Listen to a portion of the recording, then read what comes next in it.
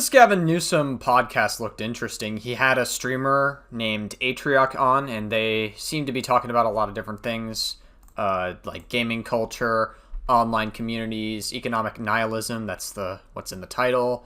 And I thought we could hear it, hopefully Gavin Newsom isn't going to DMCA me for reacting to his podcast. I know Joe Rogan eventually allowed me to fucking have the podcast episode up. Like, it got DMCA'd at first, but then I filed an appeal, and then everything was all fine and dandy. And so, yeah, I'd be interested to watch this episode. So let's get this going. I do want to start talking about Gen Z men. They range from angry to openly nihilistic. They can't... Maybe. It's possible. I feel like Gen Z is fucked, but maybe that's just because I'm black-pilled. Go back to the status quo. Gavin, they just can't. Seems like the DNC as a whole is trying to run a very similar playbook that didn't work and is wondering why they're not getting different results. This is Gavin Newsom. And this is Brendan Ewing, a.k.a. Atrioc. All right, Brendan Ewing. Hey. Welcome, brother. Gavin, pleasure. It's good to be with you. Yeah. A.k.a. Atrioc. You got it right. Your online name, Yeah. which we'll get to in a minute. And for folks that don't know you, millions of people do because they watch you religiously. It's interesting. Gavin Newsom as a political figure, generally speaking. I think he's fine. I actually don't hate him. If we had him as a president, he'd certainly be better than President Trump. I'll tell you that by a long mile. I would say my biggest criticism of him is I feel like he listens to leftists a little too much. Not normal left-leaning people, leftists. Massive difference there. You're a rock star on YouTube, content creator, a Twitch live streamer, speed runner. We'll talk about what the heck that means. People Speed running. Oh my God. Is Gavin Newsom getting into the art of speed running? I used to watch a speed runner on Twitch, ever since, my sins of the past, we'll say. I obviously don't watch him anymore. Not because I have anything against him. I actually really enjoyed his content, but just because I had a lot of overlap with my old identity. And speedrunning is a really fun niche. Honestly, I really enjoy the speedrunning niche. I always find it entertaining. Yeah. What am I talking about? But also really focused on building community around marketing, around business. And that's what your background represented. Working at Twitch, working in NVIDIA. Yep. We can talk about Damn, working for Twitch? That's cringe. about AI chips. But I really wanted you on because with so much focus on what happened a few weeks ago with Charlie Kirk and Tyler Robinson, person who's been accused, some of the gaming questions and issues that came up, some of the memes that were allegedly part of some components of the investigation.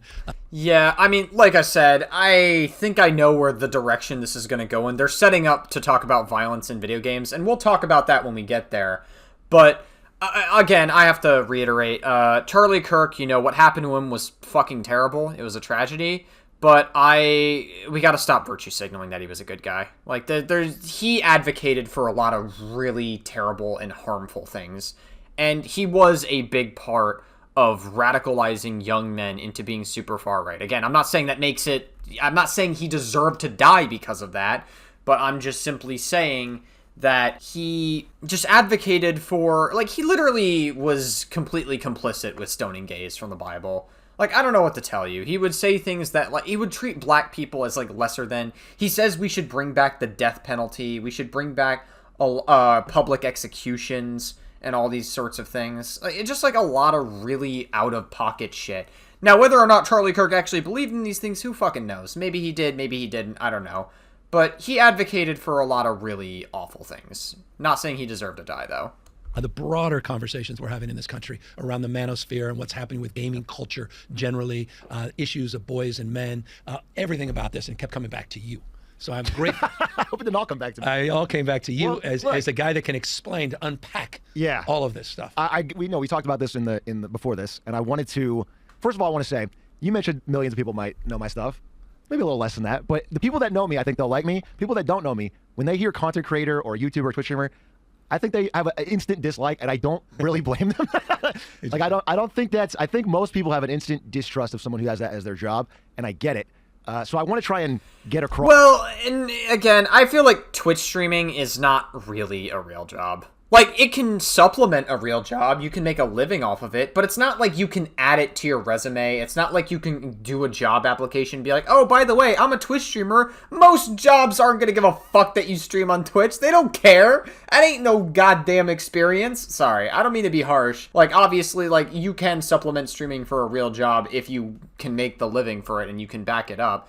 But it's like, I don't know, like, I feel like so many people get famous at a young age, and they just stop maturing, and they stop becoming, like, normal fucking people. I don't know, maybe I'm just, like, bitter, but I don't think streaming, I wouldn't really consider streaming, like, a real job.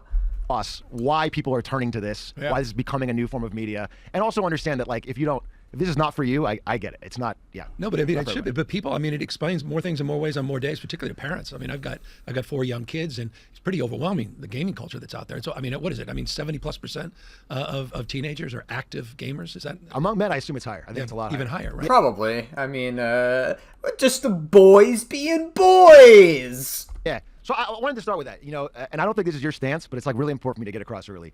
It feels like in the wake of what happened with Charlie Kirk, there is a reignition of old debates around how violent video games are the problem. And I just want to be so clear from my POV and from the POV of my audience, who's again, younger Gen Z men. That's an insane way to look at this. Yeah, I totally agree with that. Like, listen, you can, like, say what you will. Violence in video games does not enable people to go shoot up a fucking school. Like, I don't know, not for nothing. I played a lot of violent games when I was like 6, 7, 8. I played a lot of first-person shooter games. Was that a good idea? Probably not for most kids, but honestly, I turned out to be okay, and I'm not inclined to go shoot up a fucking, like, Mexican border or something, or like a school or a mall. I'm not inclined to do any of those things. By the way, YouTube, I'm just using that as an example. I'm not actually doing that, so chill out, YouTube, alright? But yeah, like, I don't really understand the correlation. I never understood this argument. It just always feels like politicians always used video games as a scapegoat to dodge, like, the actual core issue, and that's gun control at the end of the day. Now, I don't think banning guns solves the issue entirely. I had a whole YouTube short about this, and I was talking about this in my YouTube short. It was with Shoe on Head. And for some fucking reason, whenever I posted that YouTube short, I got a lot of people in the comment section that just laser focused on one detail that I misinterpreted, and that's that Shoe on Head didn't say that we need gun control wasn't psychotic. Okay, my bad, but that changes like less than 2% of the context of the whole clip. So the fact that they didn't address the rest of the clip and only that part kind of goes to show they weren't really interested in having a real conversation about this to begin with. It's just, I don't know, people are so parasocial for some weird centrist right-leaning pick-me woman, but anyway. Violence in video games really does not have anything to do with the violence that occurs in real life. If we banned all violent video games, that's not going to stop an inherently violent person from being a violent person in real life at all. That doesn't enable them to do it. I feel like, if anything, if someone had an outlet to stress relieve in a video game, they're less inclined to do it in real life, no? South Korea, Japan, UK, Germany, France, they all have the same rate of video game playing, and they have none of the violent crime, or a small fraction of the violent crime. That's exactly There right. is no real correlation with it. Yep. So what I'll say is it's an easy scapegoat. It is a really easy scapegoat. Yeah. And I agree, 100%. we can go into this for a while, but No, and by the way, full stipulate, could not agree with you more. Okay. As someone that's deeply focused on the issue of gun violence, mass shootings, and all these things, and sort of the lazy punditry that comes back to this gaming culture has been completely debunked, 100%. Yeah. So could not agree with that more, and just stipulating an alignment of thinking on that. No, sure. And then, they're saying, I think they're about to haul the head of Reddit and Discord and Twitch and all these people in front of Congress. Listen, the addiction to these things, and there's something that is addiction. Right. I will say some young men are spending a large percentage of their time on these platforms. This is a symptom. This is a symptom of them having almost nowhere else to go. Yeah. And especially when I talk about gaming. The idea that gaming is driving isolation and not isolation is leading to people trying to find an escape or connection through gaming, it's the other way around. I mean, that is what's happening. So I don't know if you have children, you have young boys? Four young kids, yeah. Can I ask what age your boys are? Oldest just turned 16, and the two boys, 9 and 13. Are they gamers? Are they Roblox? Are they Fortnite? Are they... Every single day, I am battling them on YouTube, watching someone else play Minecraft. Yeah. Oh, that's interesting. Wow. Minecraft is a Gen Z game. Listen, I remember Minecraft back in the day. You guys think Minecraft is cool now. You haven't played Minecraft back during the beta. Oh my god. Minecraft back during the beta, 2011. Jesus Christ. I don't think we're ever going to get, like... Minecraft just doesn't feel the same anymore. That's not to say Minecraft's bad now. I'll still probably play it once in a blue moon. But I feel like beta Minecraft just had a really special charm to it that, like, new Minecraft is just never going to be able to replicate.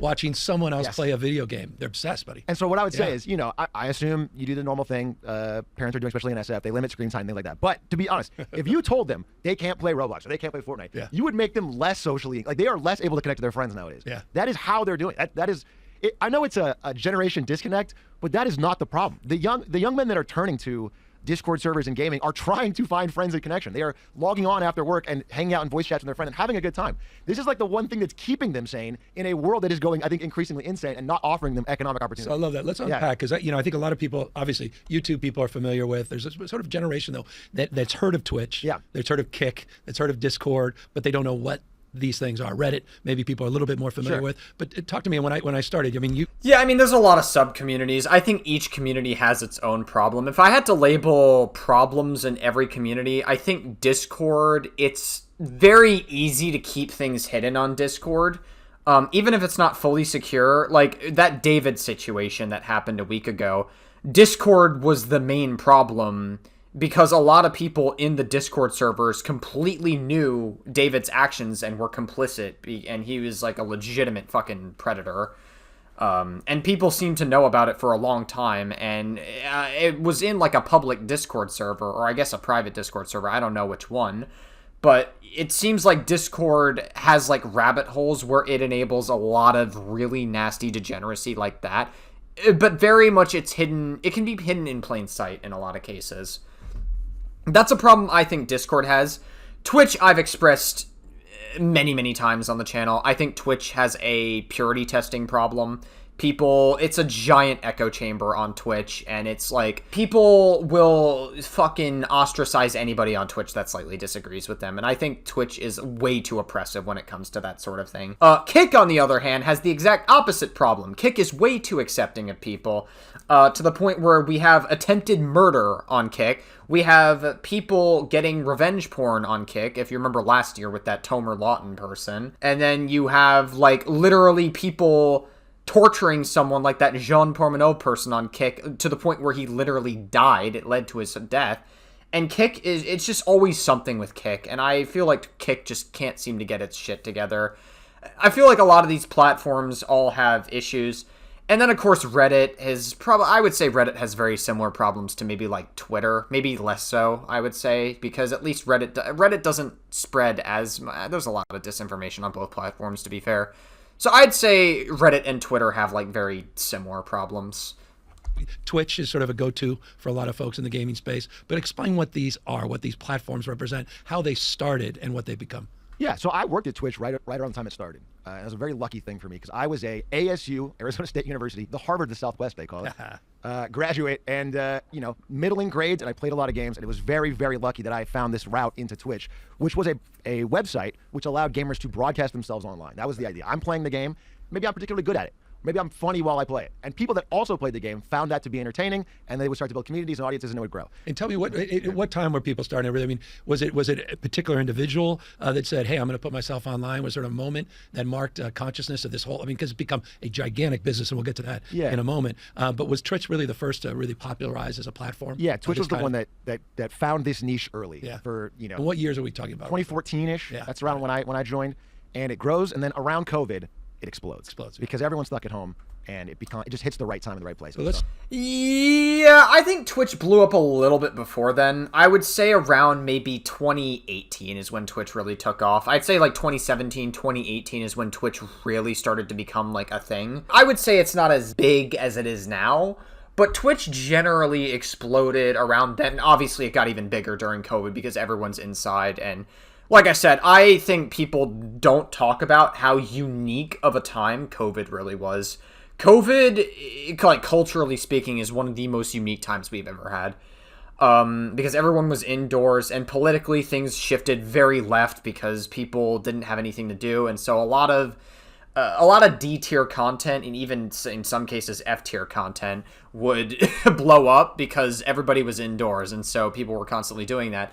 And then a lot of people just rode that wave. And so, like, obviously we had, like, the whole George Floyd thing go on. And there was a lot of good that came out of that. We had a lot of police reform, you know, more body cams were being installed after the George Floyd incident. I think a lot of good resulted in that. But I feel like there are times where, like, people were getting a little bit too annoying when things shifted too far left then. And now, obviously, the pendulum is, like, in the far right now. And the pendulum's never gonna stay the same.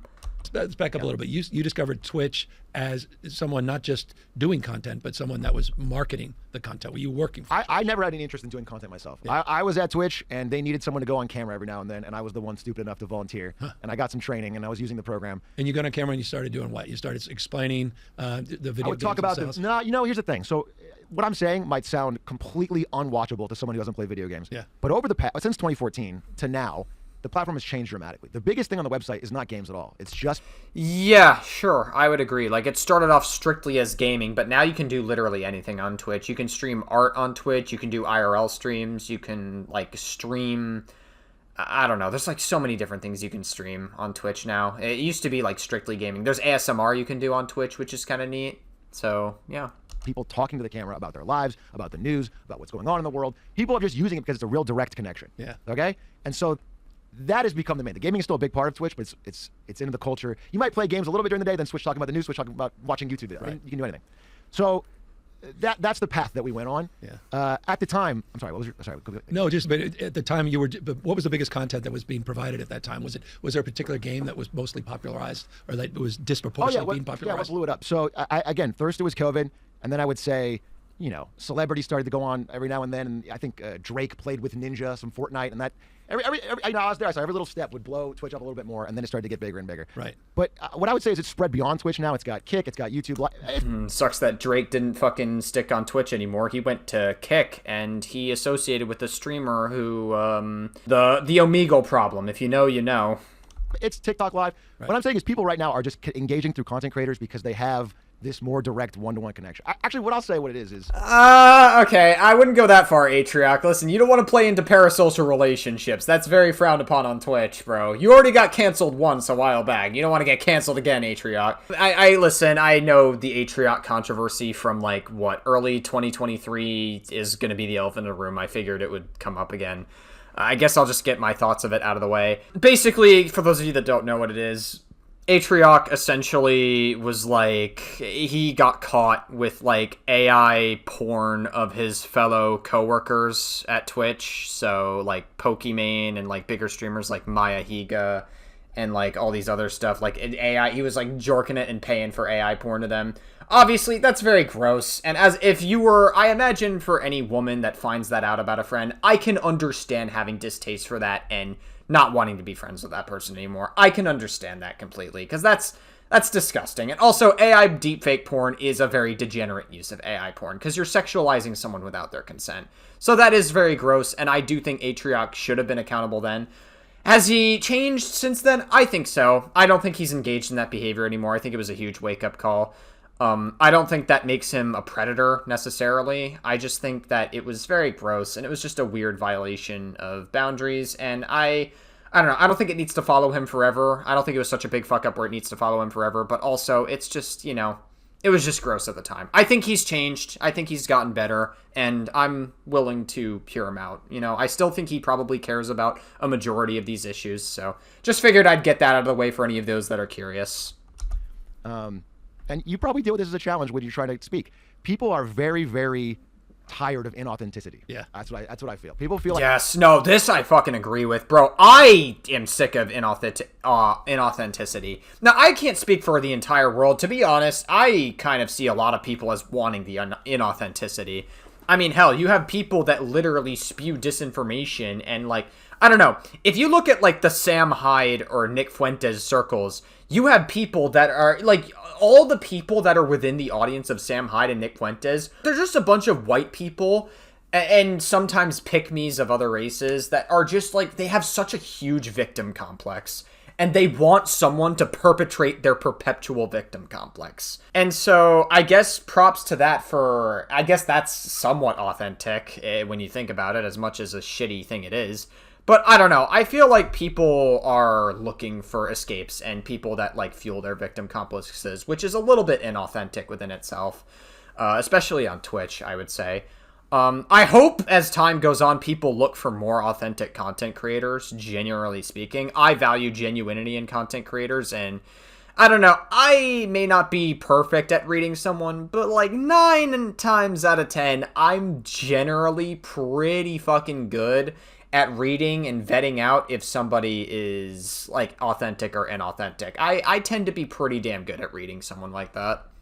Like everyone's out to sell them something, everyone's out to get them, and even content creators are doing this. Yeah. But they're trying to find somebody they can trust. That is the main thing. Right. Is trust. And so you're saying kids are going online and they end up looking for that. They see someone they can identify with through a medium that they're already identified with, a game that they have in common or something interests in common, that they have in common. And so Twitch figured this thing out.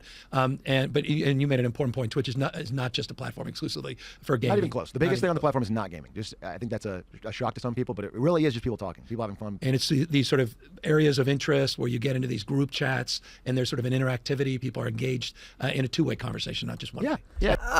Kind of. I mean, it's more like, I don't know, man. I think we need to have a conversation about parasocial relationships. I don't know. I mean, listen, I don't mean to be that guy. Gavin Newsom's a bit of an older guy. You know, he's trying to understand this culture more. And I respect Gavin Newsom for trying to understand that, for real.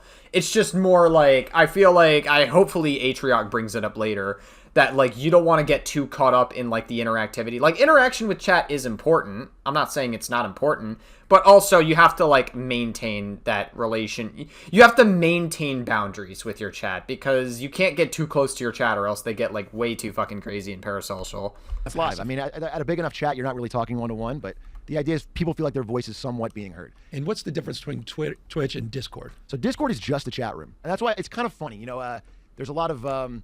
among Gen Z, there's these memes going around about people getting messages from their parents. I heard you're using Discord. Were you talking to this? Like, it's just a chat. It's nobody's. Right. It's your own private little room with your friends. Discord is the platform. It's like saying, I heard you're using an iPhone. Did the killer use an iPhone? Did you? You know what I'm saying? It's just you're not in the same. And you're referring to, because there was, I mean, you hear about Discord often in the context of some of these more high-profile instances. Yeah. Obviously, this Tyler Robinson is accused of shooting Charlie Kirk. Used a Discord. Yeah, but he used a Discord chat room with his friends. Nobody else is. It's and it's any medium could have done this. The idea that Discord is uniquely brewing people like this is unsubstantiated. Got it. So the gaming area, most of the gaming platforms, YouTube's sort of dominant in the space, along with Twitch. Who else is sort of emerging in the gaming space as the platform, the sort of to-go platform? Yeah, I would say YouTube and Twitch is the vast majority of people doing this. You could talk about Kick, you could talk about Rumble, you could talk about the more fringe, wild ones, but Twitch and YouTube. And YouTube is the 800-pound gorilla in the space. It really is mostly YouTube. That's where people are getting it. That's why I'm putting out my content online. That's where most people are getting it. And so you started just as you just were there in Arizona. You're just getting good on games. You just, you just found a sort of a proclivity for it. You're loving it. You remember the first game you were like deep into, like you're just obsessed with? Okay, well, now here's what I want to say. Is like, this is me in Arizona. I've graduated. I'm trying to find a job.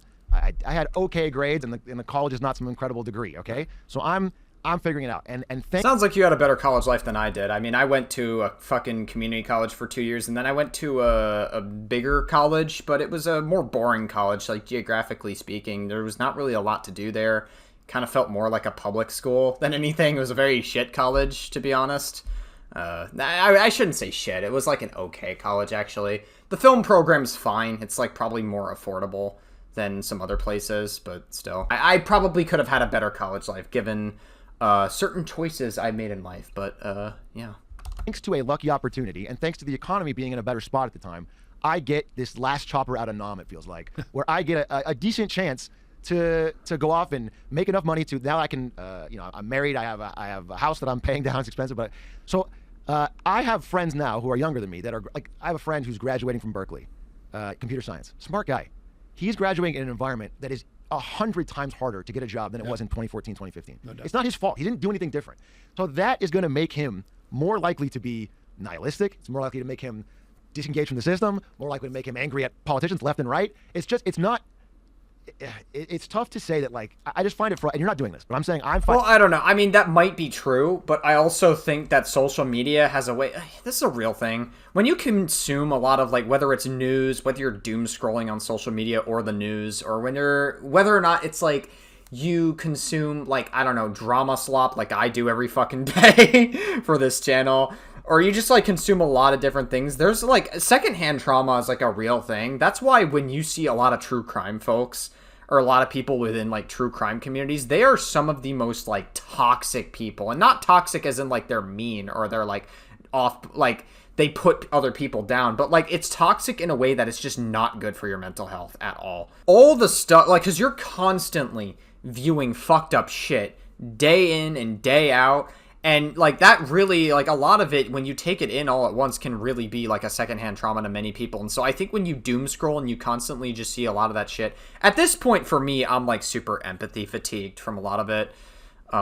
Because, like, we really do live in a screwed up timeline. I believe that, to be honest. Like, this timeline is really messed up. But also, I'm just, like, super empathy fatigued from all of it.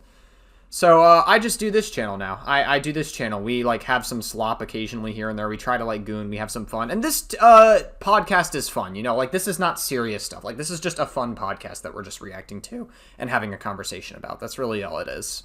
I think it's frustrating. The endless pointing to Discord, Reddit, right. Twitch. This has nothing to do with it. It is the situation where people are more and more desperate for a direction to go. So yeah, I can tell you about a game I played. I mean, I wasted my college on a game like League of Legends. I wasted, you know, but you didn't waste your, because if you created a career. I got lucky, Gavin. I don't think that's and what I do now has almost nothing to do with it. Yeah, and I think at least Atrioc can acknowledge that, because it's like a lot of content creation in a lot of ways. If you want to do it for a living and become a big person, a huge part of it is luck. Obviously, you do have to have some talent, and you have to set yourself apart from other people. But definitely a huge part of, like, blowing up, like, content creation, in all honesty, is really not that difficult of a job. Like, literally, I just started uploading on this channel since, like, June. We're heading into October, and we're literally about to hit 100 subscribers. I know that's, like, pretty slow, I guess, compared to how other channels blow up, but it's, like, really, like, I don't know, man. Like, I've done content creation on several other iterations and channels before, so I know how this works, you know? Like, blowing up, a lot of it is luck-based. I mean, I'll be honest with you. My audience hates when I game. All right. But you're a world record holder, just so people have an understanding of who we're talking to here. Yeah. You crushed it, world record holder, what, for Hitman, right? Yeah, there's a game called Hitman where you're flying around. And listen, that is a time of my life where I started doing this when I was working at NVIDIA. I was working some insane hours, right. And I wanted to come home and disengage. I wanted to just play video games, and I wanted some friends in the chat to do it. Yeah. That did pretty well, and it started to take off. Then after COVID, I started talking about, you know, I'm an avid reader. I'm reading the news every day, and I want to just give my thoughts. That started to take off, and eventually that was enough that I could leave a job that was really stable and good at NVIDIA to try and do this full time. And you started to be able to monetize it at that level. Sure, as a guy working for one of the great chip companies on planet Earth. Yeah. Now one of the biggest market cap companies, quite literally, in human history. The world. Yeah. And you started making the kind of money that you said, man, I'm just. I wonder if NVIDIA is affected by the tariffs. I haven't checked in a while. I'd have to look. Maybe the tariffs, like, really, like, made NVIDIA, like, much more pricier than it otherwise would have been. Full time now. Yeah. On this. I was full. Yeah. Thanks, Trump, by the way, for literally almost starting a fucking trade war with, like, pretty much the entire world for literally no fucking reason whatsoever, and permanently affecting the economy. Nothing pejorative about a content creator, quite the contrary. It's just the opposite. I don't know. I mean, no, you're an entrepreneur. You're a small business person. You put something out there, took a risk. You're on a platform. You're taking a passion.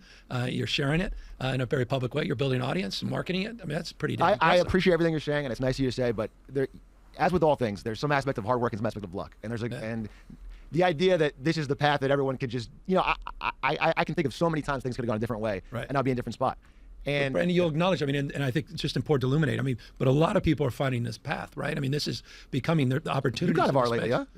No, yeah, well, no. I mean, I'm not.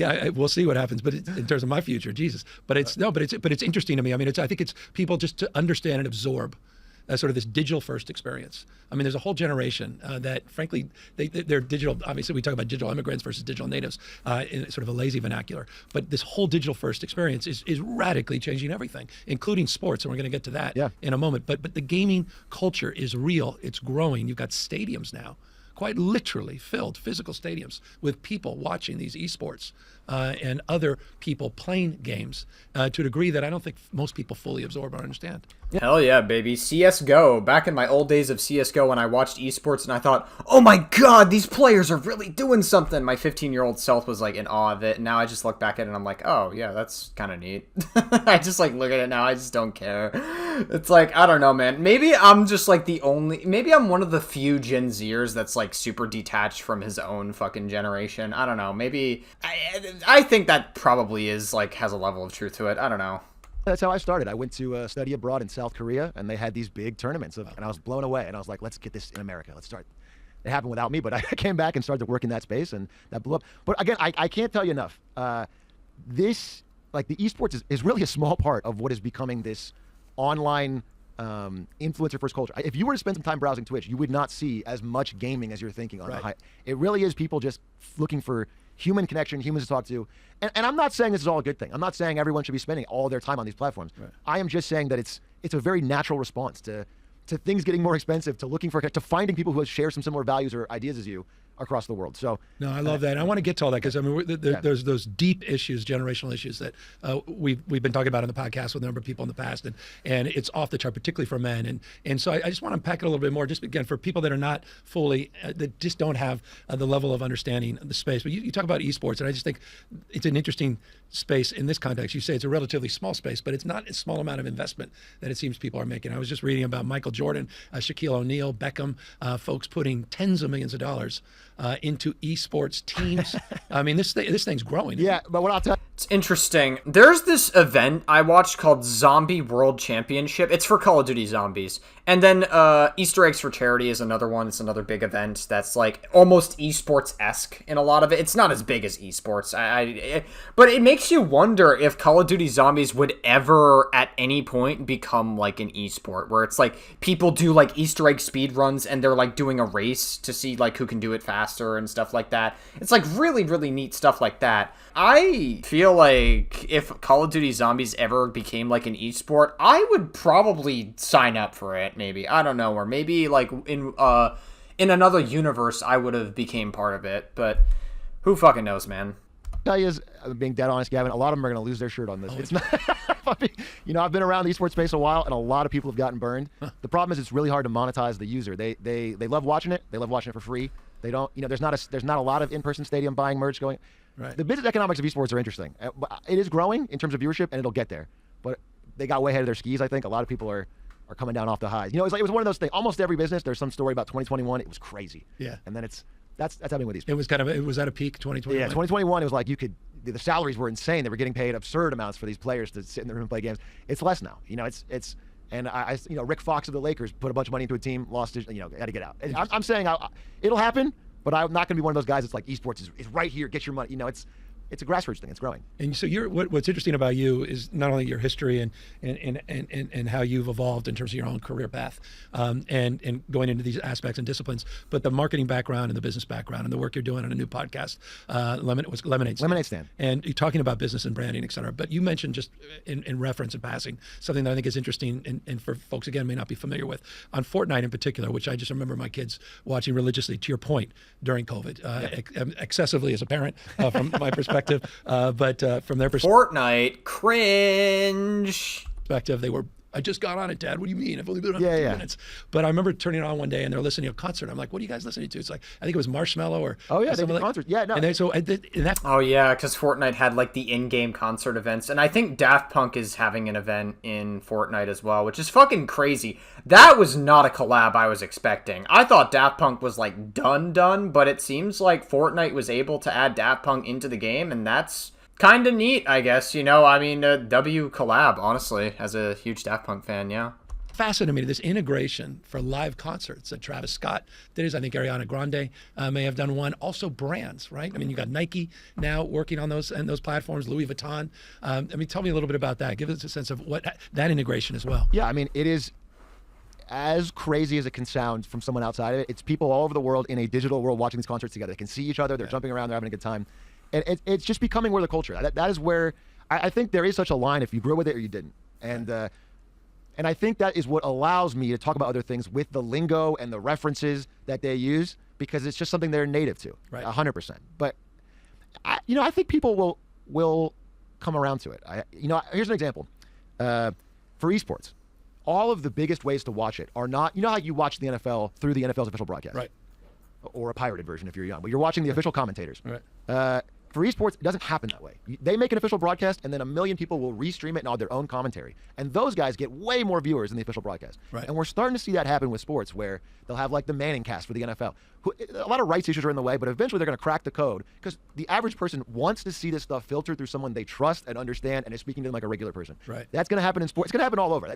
The democratization of all this stuff. Yeah, I mean, it really does suck when a bigger content creator that you trust doesn't really fulfill those roles, and there definitely is a lot of that. But I mean, I don't know. I guess Atrioc is like trying to hint at the misconduct scandals that happen in esports, because those definitely did happen, especially in like Smash tournaments specifically. I don't think Smash tournaments are esports specifically, but there's definitely a lot of overlap in those communities, and the Smash community was constantly getting Me Too'd, like during COVID especially. It was fucking insane. It is happening, and it is reaching sports now, and it's gonna happen to things you understand as well. But yeah, it's weird seeing it live. Gaming has been on the cutting edge of this. Because, again, back to my original point, it's just where people are finding friends and connections where they can find it. Right. It's filling a void that they need filled. So let's go back to that, and we'll go back to your reference, sort of these moments that sort of mark the accelerant. And obviously, COVID was just off the charts in terms of just people trying to connect, feeling totally isolated, disconnected, and they can find those relationships online. They can find those groups of interest. They can literally develop friendships and relationships online that they otherwise wouldn't have had necessarily the opportunity, particularly during COVID. Yeah. Talk to me about those years. You talk about 2021 representing sort of a peak of consciousness, but what did you see start to really take shape during those COVID years? I mean, so after 2020, there's a lot of new money, both from Trump and Biden, floating around the economy. They both did a lot of stimulus and printing, and that went into tech startups, and that went into esports, and that went into Twitch, and that went into all this stuff. And there was a lot of it floating around. There was, I remember there was the GameStop stock craze, and everyone wanted to find someone to watch on that. And these things became cultural flashpoints that were taking place entirely online. And then after 2021, we started to get inflation. A lot of inflation that made doing things that weren't online more expensive and more difficult. That's combined with COVID. And so these things, I think, combined to push people more into online spaces than perhaps natural law would dictate. I mean, that is what happened. Right. And so it's good and bad. As a content creator, COVID was exposure to an entirely new audience. It grew a lot bigger. But it's not. I wouldn't say it was a good thing for overall. That's not how I'd frame it. In what way is it not? I mean, the unhealthy aspects are what? You try to get offline so you can get back into a line and reconnect with people back in the real world. I mean, in what way was it? What I'm saying is I think people want to do that naturally. Yeah. They just can't. It is just more difficult. I don't know if we want to get to it now, but I do want to start talking about Gen Z men. Yeah. And oh boy. All right, here we go. Something I could talk about. Listen, I didn't have a lot of commentary to give over esports because it's like esports, as like fun as it is to like, I guess, watch every once in a while, because I watched CS:GO esports back in the day, back when I used to play. And I don't know. I mean, it was fun to watch, but it's not really like something I'm super like well versed on, so it's not like I can give a lot of input on esports specifically, because I'm pretty sure like I would know some other people that might give like a better take on it. The issue I'm seeing, not all of them are like this. It's a broad, diverse group, of course, and it's a huge point of my audience, and I'm hearing their thoughts a lot. They range from angry to openly nihilistic, and the nihilism is oh god. I feel a little bit called out, I'm not gonna lie. Atrioc literally fucking sensed iconismus through the fucking evil lens of the camera and through my computer monitor, clearly. Maybe I'm nihilistic, I don't know. I'm black-pilled as fuck. I think we're in a really fucked timeline. That's kind of how I feel, personally. I'm also not a fan of a majority of my generation, to be absolutely honest with you. Like, economically, I think my generation is completely fucked. Like, the writing is just on the wall for us to fail. I mean, a majority of us went through COVID at such a young age, and I don't think we were able to fully pick ourselves back up in a meaningful way, to be absolutely honest with you.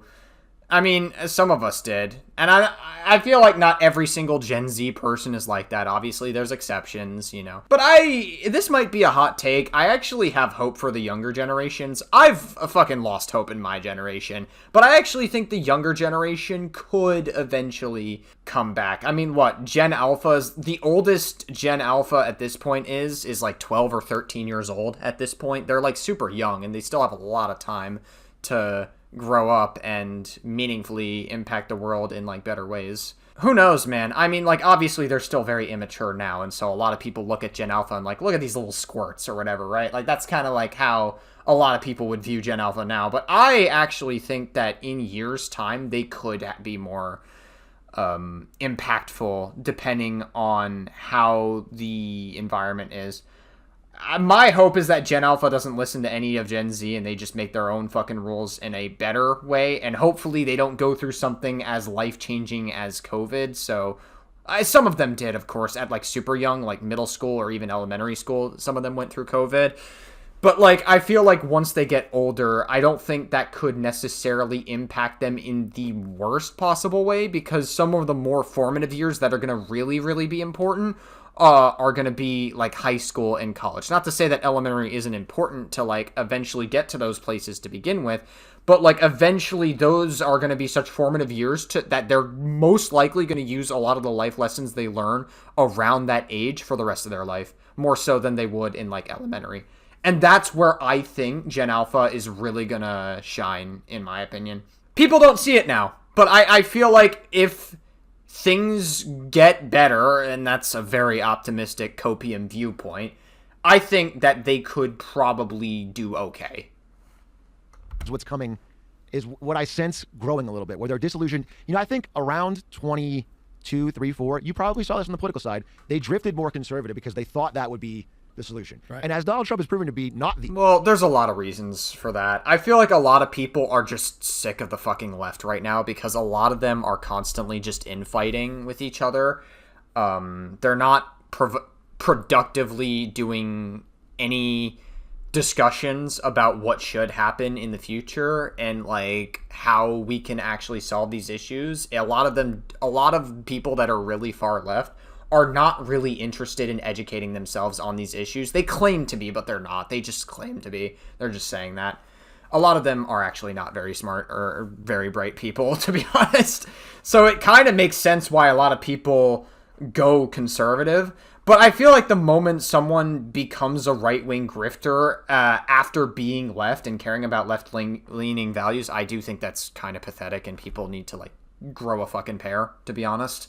I also believe that, like, a lot of people are just more conservative because they just don't really purity test as much. Not to say that that cancel culture doesn't exist in right-leaning spaces, because it does. Like, especially in MAGA spaces. If you, like, disagree with Trump, they will literally treat you like the devil in MAGA. Like, it's a literal cult in the MAGA communities.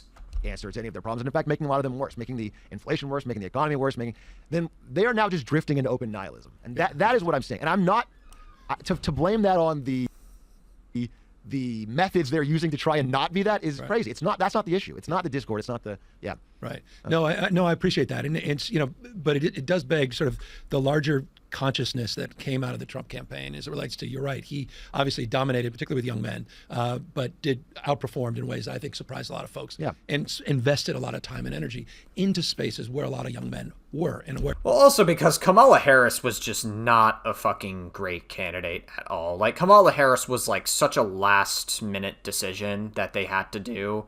And, like, I don't know, I don't hate Kamala Harris, but she just wasn't really good enough for the Democrats. She's just not going to cut it. And also, whoop-de-fucking-do, Trump beat 2 women in elections. Wow. Whoop-de-fucking-do. What an accomplishment. I mean, like, not for nothing, but a lot of people in America, there are still a lot of people who believe that women can't be president of the United States, and that is a huge part of the reason why Trump won the election. That's not the only reason. There's definitely plenty of other reasons why Trump won, but that's definitely one of them. There's still a lot of people that believe that a woman can't run for president. If it was any other fucking guy for Democrat, I feel like he probably would have won, truthfully. And, I mean, like, Trump has just he's been a complete detriment to the United States of America. and there's just absolutely nothing good that has come from his presidency whatsoever. MAGA got like a rude awakening with the Epstein file stuff that's been happening, and that's still ongoing. A lot of young men are. We talk about podcasts. We talk about this sort of manosphere broadly defined, which is something that needs to be unpacked. But he did invest that time and energy to meet people, quote unquote, where they are. And we didn't see that commensurate investment from the Democratic Party. Certainly didn't see it from Biden or Harris. We're not really seeing it now. Outside, I appreciate what you're doing here, and I like this podcast is a good step. But, I saw a piece from Ezra Klein the other day where he talked about how it seems like, and again, I'm going to be candid here, it seems like the DNC as a whole is trying to run a very similar playbook that didn't work and is wondering why they're not getting different results. Yeah. It is shocking to me that with as bad as Trump is doing, and it really is. Again, I if I want to be your Gen Z whisperer for a second, again, I'm millennial, I'm 34. They're going to call me old, my hairline's bad. You're call me old bald. Trust me. But old man. They are turning on Donald Trump in a way that will come apparent pretty soon. Well, a lot of MAGA specifically are turning on Trump because of the Epstein files. Surprisingly, I thought MAGA was going to stick through Trump thick and thin. That was actually shocking even for me. And, I mean, I guess like a lot of Gen Z really became more conservative just because it's generally like an easier thing to do, honestly. It's a lot more... I hate to be that person, but being conservative is, in a lot of ways, is more accepting than being left-leaning. Because a lot of left-leaning people are, as much as they claim for openness and acceptance and, diversity and all that stuff, DEI, all that good stuff, not dog whistling that DEI is bad, but they disguise that a lot of it is inclusive, but it's actually a lot more restrictive than conservatives. But I do think right-leaning people are way too accepting of people. I do agree. I mean, they literally had, for a while, they had people like Andrew Tate run rampant in their communities. They also had like fucking Donald Trump had like Conor McGregor, who's a legitimate rapist, speak at the White House, and so they seem to be pretty chill with a lot of that stuff. But they're not turning towards the Democratic Party. That's the difference. Yeah, they're equally as upset with them, which is what I think the problem is. And it's kind of crazy that it's not being capitalized on more. And I will give you credit. I think what you have been doing is kind of breaking through the noise. It's showing a little bit of, I don't know, a spine of like a willingness to stand up to what he's doing. But, if I can... Yeah, definitely. And that is something I can respect about Gavin Newsom is he actually does have like a bit of a spine. I do think Gavin Newsom listens to leftists a little too much. And I feel like Gavin Newsom needs to recognize that. Maybe he does. I don't know. I haven't tuned too much into him, but I have seen like instances where he like listens to them a little too much. But yeah, I do think his pushback against Trump is meaningful. And Gavin Newsom, overall, I would say overall he is a breath of fresh air for Democrats, I think. And I would be okay if he was our 2028 presidential candidate. I would also be okay if James Tallarico was there too, I'd be okay with there's a lot of different potential.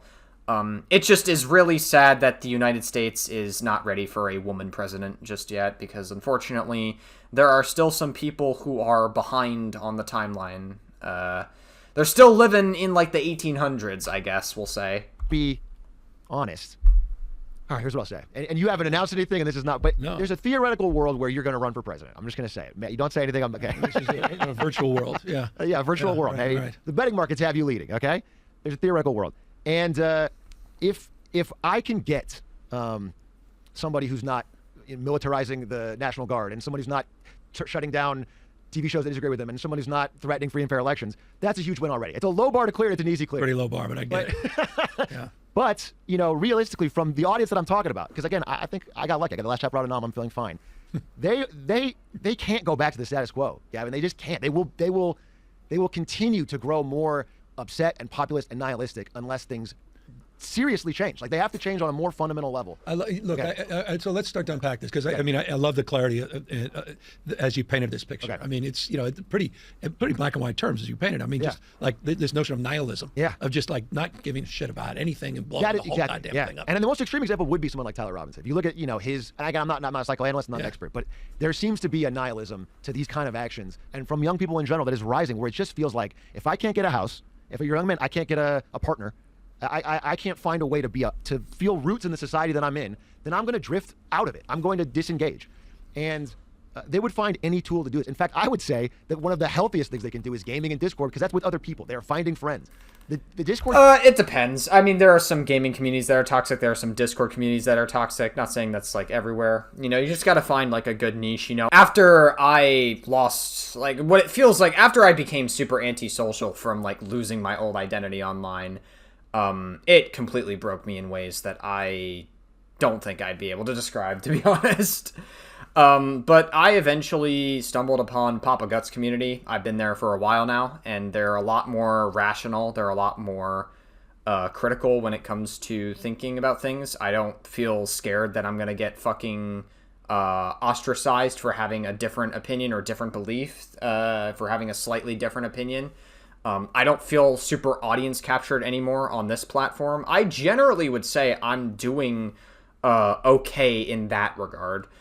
But I can't say the same for a lot of men my age and younger. It's some men are just struggling. Some men are just like super audience captured. Like Dean Withers, you know, I actually, you know, Dean Withers is like a super young guy. I think he just turned 21. And he blew up at like a super young age. He's still like a very immature fucking guy. And he does like a lot of political drama, political theater, to be honest, with his like debates. And he's just a very immature guy.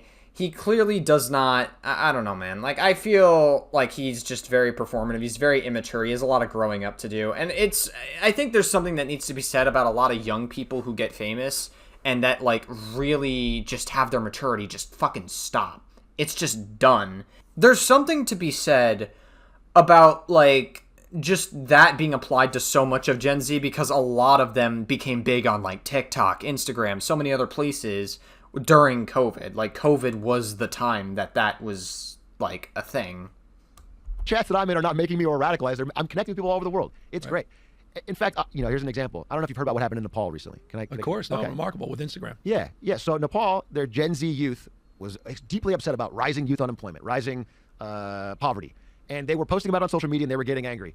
Then the government tried to ban social media, and that's when they took to the streets. That's when they're going. That's when they're rioting. That's when they're going crazy, because these are the last outlets people have. So I just want to give that perspective here, is that if Congress is going to haul Discord and Twitch and Reddit up there and think that restricting them or banning them is going to solve this problem, it is not. I'd be so clear, it is not. It's going to make it more virulent. Look, I think what you're saying is profoundly important, and I'm not trying to go back, but I want to paint this picture because I want to land I'll hear from you exactly where you're going, because I think what you're saying is it needs to be said.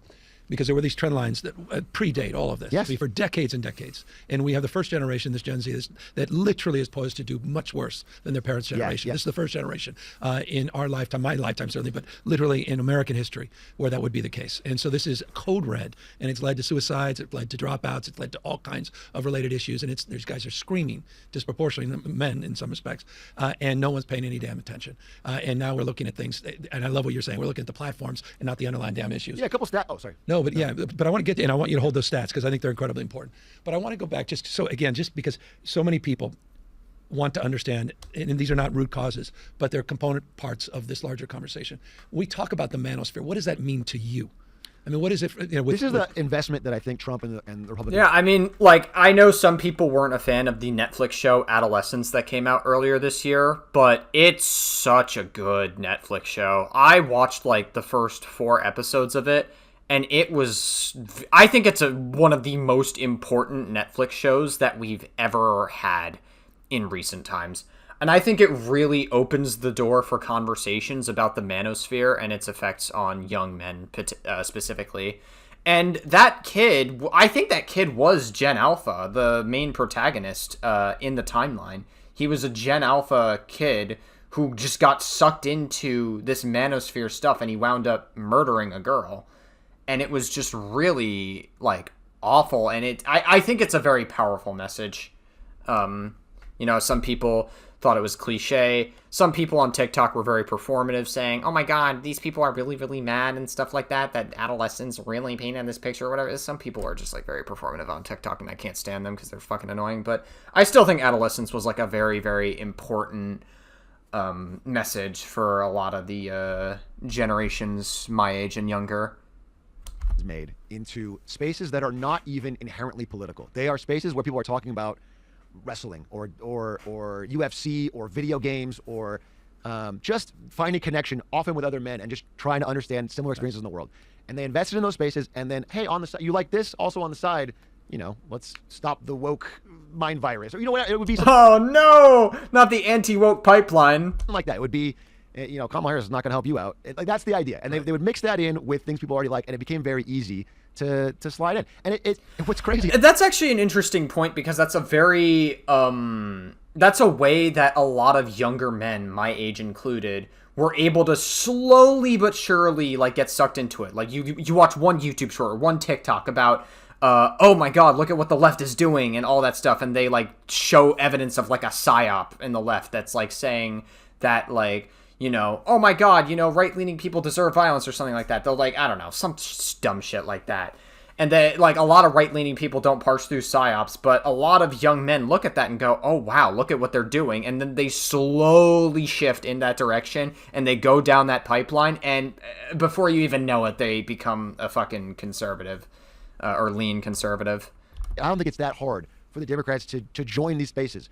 Most people like watching sports. Most people it's not rocket science. And I think, again, I can't overstate how it feels like a ball somewhere is being dropped when you can't speak even semi-authentically to people they're not from a different world. They're not that crazy. Right. So that's a problem that I would point out. And I think they did a good job with it. But I will also say this.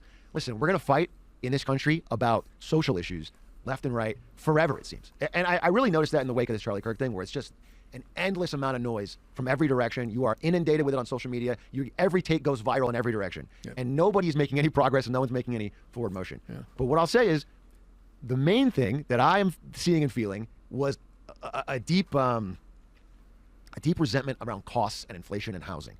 And I truly think whichever side can solve those problems will not dictate, but we'll take the lead on social issues. People will go whatever direction is going to offer them solutions on that. And because Trump has not done that like he promised, there's already a reverse boomerang starting. Yep. Okay?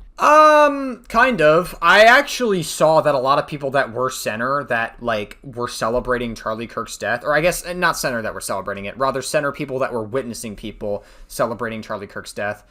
A lot of them became more right-leaning, even more so. But then some people were seeing that Trump was doing absolutely nothing about gun violence, and so some shifted back to the left. I ultimately, overall, from this situation, think that the culture war just got so much worse than it was previously. It's been pretty damn bad now. I don't think much has changed, truthfully. I still think the pendulum is very much right-leaning. There's still a lot of people that are more conservative. And I would argue, overall, more people became conservative with the Charlie Kirk thing than became left-leaning. That's not to say that some people didn't, shift back to the left after the Charlie Kirk thing, but it was definitely more people going conservative, for sure. It's going to go the other way. Regardless of whether or not anyone reaches out to podcasts, there will be a reverse boomerang. But sure, yeah, the pendulum is always shifting. It's not going to stay in the right forever. Pendulum is going to shift back to the left. I just don't know how or when it's going to do that. Probably in a couple of years. It would probably take certain events to unfold, we'll say. If it goes this way and that isn't solved again, it'll be an even stronger... that is how it's going to play out. I'm certain of it. So, yeah. So you're talking, it's, unpacking this a little bit, it's not just about politics. You talk about nihilism more broadly defined. Yeah. This is just, despair. It's economics. It's economics. I really, yeah. And so, one thing as a goal of mine on this podcast is to try and get you, not because I understand you have to win. Not win. Okay, I'm just like, you have to gain support. You're a politician. You have to represent more than just some individual base. And I think what you're doing, talking to people politically different than you, is a big step, and that's awesome. I think that's cool to gain voters. And gain understanding, yeah. No BS, yeah. gain understanding. Yes. Charlie Kirk on this show when we launched this podcast is the first, and I got people were pissed. And what's funny is I respect him more for that. I tried to do some research and watch some of these. Yeah. Some of the I guess Gavin Newsom doesn't listen to leftists as much. I take that back. Maybe I just looked at one-off instance of it and thought, wow, Gavin Newsom kind of listens to him a little too much. I guess I take that back. All right, fair enough. Are brutal on you, and you did it anyway, and I respect you to keep doing it. Yeah. But so I'm not here to push you in a direction that is going to make it harder to get a broader base. I think politicians should try to represent people that aren't directly aligned with them. Yeah. What I'm trying to get you to understand is I think I want to push you a little bit more economically on, in this country from like the 40s to the 80s, we had an extremely low Gini coefficient of inequality. Yeah. It was low and flat for years, a strong rising middle class, and people broadly feeling were proud of their country. And it wasn't like Marxism. It wasn't, so it was a capitalist country and businesses could thrive, but people felt like they had a real chance. And since we've allowed this increased consolidation, since we've continually used government funds to prop up the stocks and housing of elderly boomers that own it all, it has become more, it's a ladder that is fewer and fewer rungs to get on. Yep. And so if there isn't substantive change on that front, nothing else matters. Is what I'm saying. I really believe that nothing else matters. It won't break through. And I understand that, these boomers vote too. Again, people give you a lot of crap for California housing. It's a tough problem the more I look into it. I used to be someone who just threw around blame really easily, and now I read more, it gets me depressed because it's an impossible, complex problem. People that have the housing, they put their life savings into it. That's their retirement. If you try to bring housing prices down, well, then now this person's mad. I get it. But if it doesn't change, we're screwed. Especially if you live by the water. Living by the water is like super expensive if you're on like the West Coast or even the East Coast. A lot of places here in New York are super expensive if we're talking about like real estate for a moment. There's no getting around this. This is an angry, nihilistic generation that wants change back. No, and what was the quote-unquote California housing crisis going back decades and decades? Supply-demand imbalance, NIMBYism, a lot of issues around localism. Now it's across the board, all across the United States. People are feeling those pressures, and that's why I think, as you brought up Ezra Klein a moment ago, we had him on the podcast too, the whole abundance agenda and focusing on away from process paralysis and lawfare and all of the NIMBYism to a YIMBY, yes in my backyard, not no in my backyard mindset, in order to break through that and to start to address that supply-demand imbalance, to lower costs, to ultimately provide more points of opportunity. So I think you're 100% right, and I think it's only reinforced the broader analysis by the fact there's a lot of Trump supporters that otherwise would be Bernie supporters absolutely as well, or vice versa. So this sort of notion of populism, and not in the pejorative sense, but truly representative sense, recognizing what's missing and giving voice to that. Now the question is the prescriptions that Trump's offering, as you suggest, I couldn't agree with you more, are sort of proven to do precisely the opposite. I mean, the largest tax increase on middle class and working folks, i.e. tariffs, inflation that's now starting to go back up, and Fed policy that is actually not accelerating in terms of a decline in interest rates, but because of those uncertainties, particularly as it relates to pressure inflation, now is not necessarily moving as quickly to lower borrowing costs as we had otherwise hoped. So I totally agree with that. So let's talk just about that. I mean, Scott Galloway is I took his class. When I was at NVIDIA, I was in Scott's class, and he's one of the people. The way he spoke, not even the content of what he said, the way he presented, I was like, that is something I can learn from. And I took to that. So when I was starting to stream, And Scott, Scott, for those that don't know, we also had on the pod as well. He's, he really speaks to the Gen Z generation. He speaks in generational terms as theft. You look at this big, beautiful bill and all this massive tax cuts that are burdening the generation that is increasingly already feeling like no one gives a damn about them. Yeah. So it just reinforces, I think, the call to arms that you're suggesting here in terms of consciousness, that is, as it relates to the moment. Yeah, and I think these trends were in a bad direction before Trump, but he has done absolutely nothing to help. I mean, and Trump has completely. He literally started a trade war earlier this year. And he was like fucking trying to, and now he's like distraction. And he's like doing all these distractions because it's like pretty much at this point it's confirmed because he was best friends with the world's most notorious pedophile, Jeffrey Epstein, for 15 years. And he promised he would release the Epstein files going into his presidency, and now he's not doing it. And the whole administration, the FBI, the fucking FBI director Kash Patel, and like all these people are covering it up because they know that Trump is probably somewhere on the files to some capacity. No, I think Trump has done absolutely nothing positive for the country, and I feel like a lot of people that voted for Trump, or rather MAGA, will say, listen, there are some normal concerns. Like, if you voted for Trump, that's fine. I disagree with you, but like that's fine. That's your right to do as a United States citizen. You have the right to vote for whoever you wish to vote for. That's your right. But if you're MAGA, you are part of a fucking cult. You are a legitimately unhinged freak. Hard swipe that we younger people are gonna have to pay, and I don't know. It's I'm not suggesting getting rid of Social Security or anything, but it is frustrating as a young working person that the biggest line item on the government budget is checks to older people, many of whom have houses and have a paycheck to afford. It is just I think we are not seeing enough go to people that are trying to get started in the country and get on the ladder. And do you see it from? I mean, so there's tax policy that's obviously profound and outsized. Yeah. You could definitely thank a lot of the tariffs for that. I don't think that helped with a lot of the tax policy that we had, but I'm sure it was kind of bad even before Trump became president. Sure. It's interesting. We had Steve Bannon on as well, and he was arguing for progressive tax policy. I said at a certain point, I said, Steve, you sound like you're governor of California, arguing for California's progressive Steve Bannon, tax policy. Yeah, he argues for Lena Khan as well. It's a shocker to me. I'm a huge Lena Khan fan, and I wanted to push that with you as well. Listen, those years I'm talking about, those low inequality years in America, again, probably golden years of America. Maybe social policy we can improve, but that's the golden years of economically. The key things of that era, we had strong unions. We had a progressive tax policy that had high tax rates on the richest people.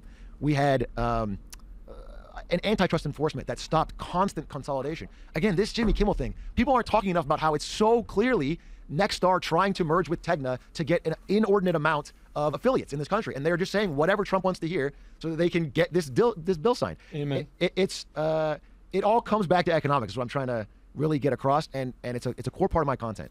Is we can fight forever on social issues, and we always will. And in the social media area, I just realized how useless it is, because algorithms will give you the opinion you want and the one you hate, and they'll make that one look stupid, and they'll give you the comments that support you, and it's just no point in arguing. I'm tired of it. Most people are tired of it, and so I just think we got to really focus in on the economics, because that's where we're going to make a difference. People can feel that change. They can feel rents are going down in LA. I've noticed it. I saw. Are they actually going down in LA? I wish fucking rents went down here in New York. Jesus fuck. It feels like rent only just goes up here in New York. I saw Statly. People do feel it. It takes a while. They probably don't give everybody credit. They're not giving it, but it happens. If you guys could get in California the high-speed rail built, I know it's like an impossible legal challenge, and everyone blocks it every step. We're on the other side of the legal. We're on the other side of environmental. We're actually starting to lay track. We're actually decades and decades. I can't make up for the past, but I have to be accountable to the present, and we're finally laying tracks. We're finally moving forward on the damn project. 2,270 parcels had to be procured through eminent domain and other means. Decade of just moving like in quicksand, barely inches, and then all the environmental, all of that now is behind us. Finally moving to lay the damn tracks. And I want to say, when someone gets on that train and rides it, and it makes their life 5-10% more convenient, they notice. They feel it. That stuff does matter. And I just... So let's say you talk about housing, rents too damn high, housing, transportation. Well, what else? I mean, how about wages? I mean, is that... Sure. So Gen Z men. Yeah. Unemployment for Gen Z men who are college graduates is the same as those that haven't graduated college. They're getting this degree, and I actually think it's gone up. Like, I literally saw a statistic, and I'm still looking for work. I'm a Gen Z man. I'm still looking for work, and it is fucking rough. Listen, I've tried to look for work in the past as well. It's never been easy. But there is something about this year in particular, about the job market, that is so different compared to any moment in history. I mean, I looked at a statistic where, according to the job market, the number of jobs being put out is halved compared to what it was last year in 2024. It's completely different. And it's just like, I think that speaks volumes to where we're really at. And I also think AI plays a huge role into it, because AI is a threat to many people's jobs. I feel like AI is single-handedly like an invention that has killed so many jobs. Like, artists' jobs are threatened. People in the film industry are threatened because of AI. A lot of creative writing jobs are threatened because of AI. A lot of post-production movie, I guess that technically is the film industry, so post-production film. A lot of editors are threatened because of AI. There's just so many jobs that AI threatens. Music industry as well as another one. There's just so many jobs, and there's the number of jobs being put out there is half to what it was. And I don't expect it to get better, because I don't have any hope that Trump is going to do anything good. Trump just wants to run an authoritarian fascist government, and he's just a really awful fucking president. He's one of the worst that we've ever had. And yeah, the jobs, it is concerning that even Gen Z who graduates college are still unable to find work even after that. Getting no material benefit in terms of the stats.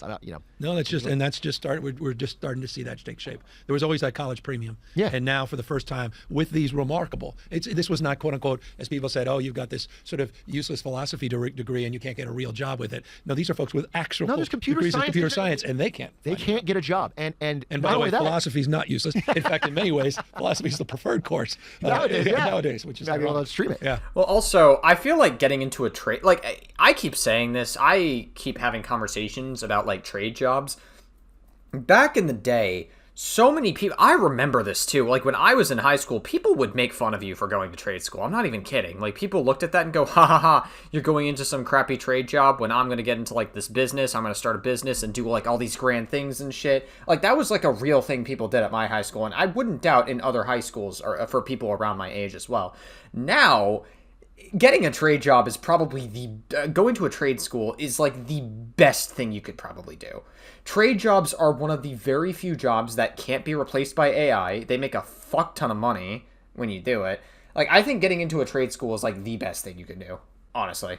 And like, better than a community college, better than a university. Like, getting a trade job is like probably the best thing you can fucking do. No, yeah, so yeah, they are sorry. No, so I mean, you're entering a job market that's more difficult than ever. People people don't even want to go to college, right? I mean, you get this sort of Peter Thiel frame. So look, not only did they're not getting the premium from going to college, college has never been more expensive for these young men, especially for these Gen Z people who had to go to college during COVID. I can't tell you. Oh yeah, I had to spend like 3 or 4 semesters like in COVID. It was like one of the worst things ever. Actually 5, because I had one summer semester. What a sucker punch it has to be to pay way more than your parents ever paid to go to Zoom college, where and this is not, we talk about Discord and Reddit and gaming changing the world. I got to talk to you as well about AI and ChatGPT. Listen, Governor, I don't know if someone else your staff is telling you this. Every high school in California, and there's great ones, every college in California, people are cheating with ChatGPT. Professors are writing rubrics with ChatGPT and then grading with ChatGPT. People are paying absurd amounts of money to get to do not. It's all a farce. That's actually so fucking funny. Yeah, I mean, so many college students are using ChatGPT to essentially cheat college. So you pay so much money to basically do college only to not do college.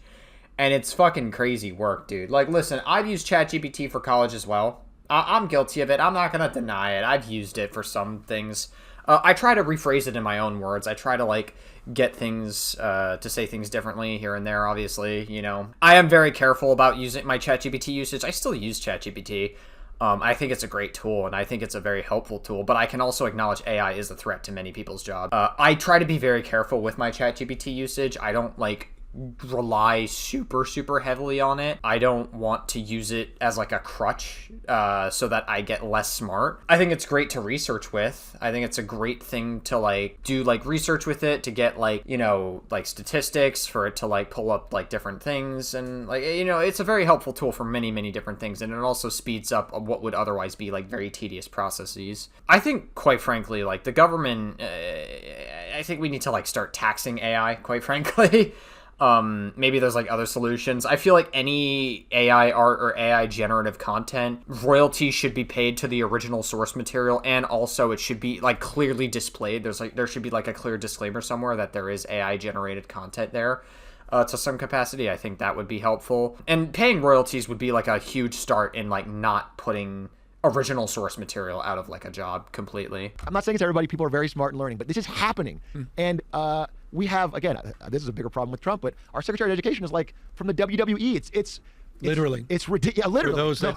Oh yeah, and then like Trump appoints people in like supreme judges and like in like high up in the White House and then in like the fucking FBI because they just say good things about him. Like Kash Patel is a fucking nobody, and he's super incompetent with like everything he does. And he is quite literally covering up pedophilia with the whole Epstein shit. It's just, this is one of the most corrupt administrations I think we've ever had in the history of the United States. I can't think of any other administration that has been so unbelievably corrupt.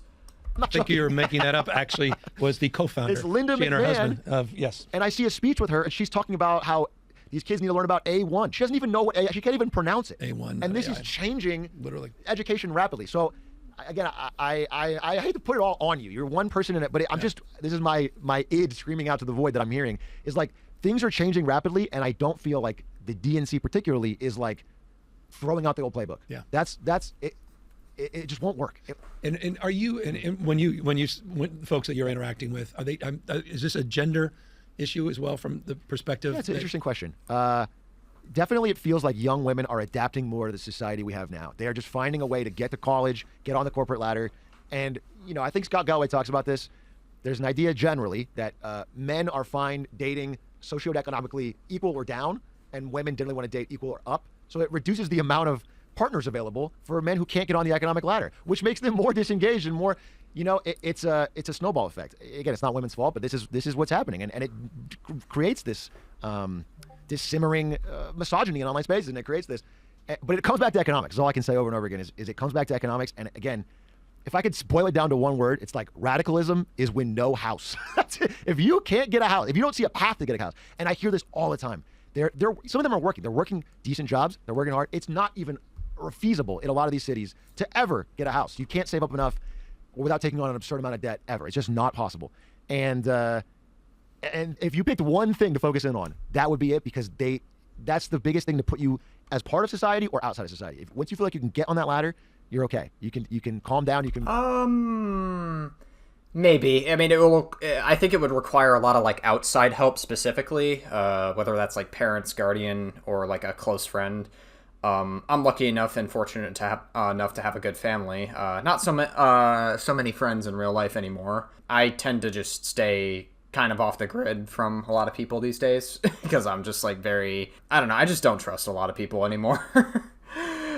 Maybe that's part of the reason why I don't have a job. I don't know. Maybe that's part of it. I constantly think to myself, if I got into the college that I wanted to go into, would I still be in a better spot, or would I still be in a fucked spot? If I still got into filmmaking, would I still be okay, or would AI just fucking replace me anyway, so it really wouldn't have mattered regardless, right? Was it a blessing in disguise that fucking COVID happened and I lost passion for film and I decided to go in and out of film, get some experience here and there, and then instead now I'm like looking at like other jobs? Was that like a blessing in disguise, and would it have not mattered either way? Who fucking knows, man? The timeline we're living in is just so... I don't know, man. Like, I hate to be so doom and gloom. I try to be, like, optimistic. I want it to be, like, optimistic so badly about the future, but it's just so hard to be optimistic when there's just so much fucked shit happening in this timeline. Find a party you can vote. But if you can't see that, what's the point? Why am I doing it? Why am I working this job for a boss I hate, for wages that are only okay?